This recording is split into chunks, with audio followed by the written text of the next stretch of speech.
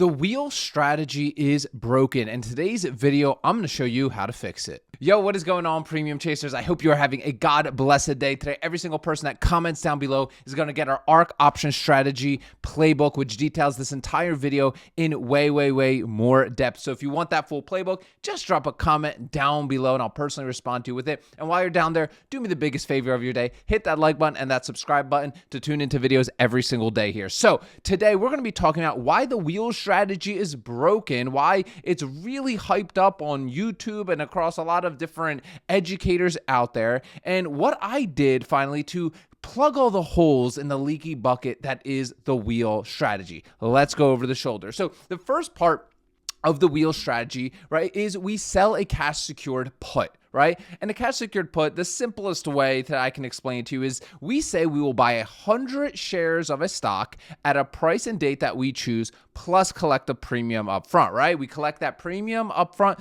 for selling a cash secured put. That money's deposited into our account. Absolutely fantastic, right? We wait till that expiration date. If we get assigned, awesome. If we don't get assigned, our collateral is returned back to us and we run another cash secured put, right? Most of you watching this, if you click this video, you have a basic understanding of the wheel strategy. I'm going to assume if you don't, tune into some of the other content on the channel. Check the description. We have lots of free resources here to help you out on your option selling journey. But with that said, right, we're just waiting, right? We're locking up a whole bunch of money to waiting to see if we're going to be assigned, and we're actually going to have to buy 100 shares of a stock. And that is where one of the first leaky buckets, believe it or not, in the wheel strategy is, right? You're locking up a decent amount of collateral, especially if you're running this with a 6 or 7 figure portfolio, right? You might be locking up hundreds of thousands of dollars. And that's a lot of money to be locking up as collateral, right? And yeah, you're collecting some great premium, but what if you're collecting interest on your collateral as well? And that is the second leg of the ARC option strategy to enhance the wheel strategy, right? Now what we're doing, as our money is sitting around waiting to purchase 100+ shares of stock or however many contracts you did, we're earning interest on that collateral, right? We collect interest on our money as we wait to maybe buy those 100 shares, because depending on the deltas, depending how aggressive you are, right, your strategy might be look a lot different than mine. You might just be going like a 0.10 delta or something like that, right? So you're not really shooting for assignment. Well, now you're essentially unlocked 2 income streams, right? You're collecting that premium up front, but now you're collecting the interest on that collateral as well, right? There's a few brokerages that you could do this on. Robinhood, you can't do it, even if you do their gold thing, whatever they charge you for monthly, right? You're not getting interest on your collateral. There's really only 2 brokerages that I have experience with, and right now that is Fidelity, which will passively invest your collateralized money, and you will be paid out on a monthly basis on on that interest. Fantastic, right? And at the last time I checked, it was around 3.9%. You could do this with other money market funds as well. You could do this on Schwab, but it's not as passive. Your money essentially is tied up in the money market funds, and when you need it and for assignment purposes, you're able to sell some of it and take it for assignment, take some of that money for the assignment, right? So it's not using margin or however your stuff is set up, right?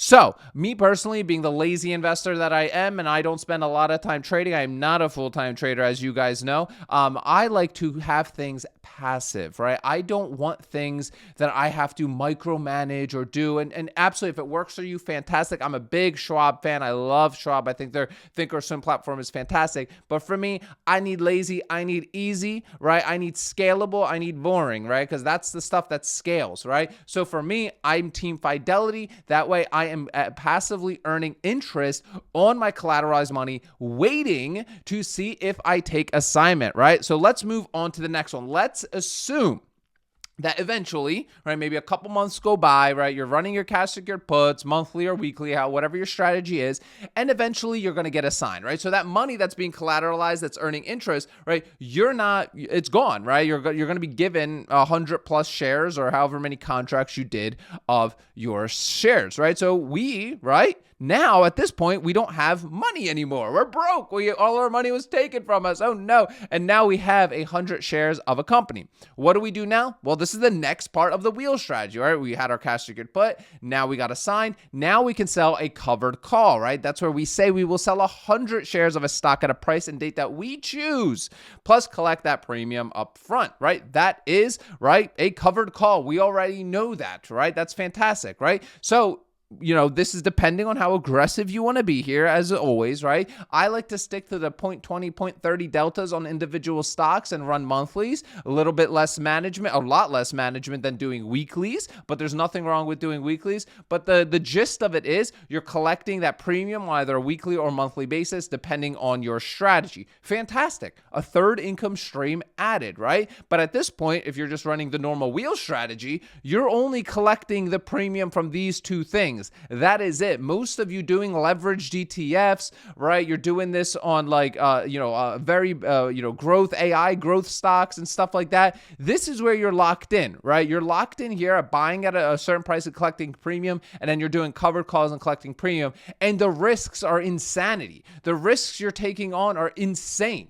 Right? Like it's crazy. Some of the stuff that you guys are doing that is so high risk that you don't realize one bad assignment is going to wreck you completely. Why am I saying that? Well, I'm maybe collecting a little bit less or maybe even a lot less premium than you, but I'm focusing on the fourth leg of income here, and that is dividend, right? Collecting dividends on my covered call stocks, right? Let's say my dividend, like for example, Ford is like, let's just say any stock. We'll just say a 7% dividend, right? Well, let's say we have a stock that's paying around a 6-7% dividend per year, right? We're doing our covered calls. We're collecting that premium, right? Fantastic, right? Now, add these two things in, right? Let's say a 7% here, get about a 4% interest rate. I'm adding an extra 10% onto my money, essentially, right? When I'm waiting for my cash secured put assignments, I'm collecting that 4%, right? And then on my dividends, on my covered call side, I'm collecting another source of income because I'm mainly focusing on dividend paying stocks, right? So I'm collecting, let's say, 4 to 7% extra, right, on my money, right, just from dividend payments, right? And that's kind of how I start over engineering the wheel strategy to clog these leaky buckets. It's essentially making your money work a lot harder for you instead of not, right? And most of you are focused on the leveraged ETFs, which, at the end of the day, they work until they don't. Right? They work until they don't, right? There's, I personally stay away from leverage ETFs. I've lost a lot of money with doing, stocks and leveraged ETFs that I didn't believe in long term. And again, to me, I like to focus on good quality companies that, at the end of the day, worst case, I have to hold on to. I at least am able to get some sort of premium from the covered calls, but at the very least, I'm getting dividend. Think like Realty Income, one of my favorite wheel strategy stocks, right? Fits absolutely beautiful into the ARC option strategy, right? We're waiting to take assignment at a price that we choose. We're collecting that interest payment on our collateral as we wait to buy. Eventually, let's say we do get assigned. Now we're selling those 100 shares for a price higher than what we bought them for. But at the same time, while we're waiting maybe months, years to sell our shares, depending on the delta and how aggressive you're being, right? We're collecting our dividend payment as well. And lastly, right, we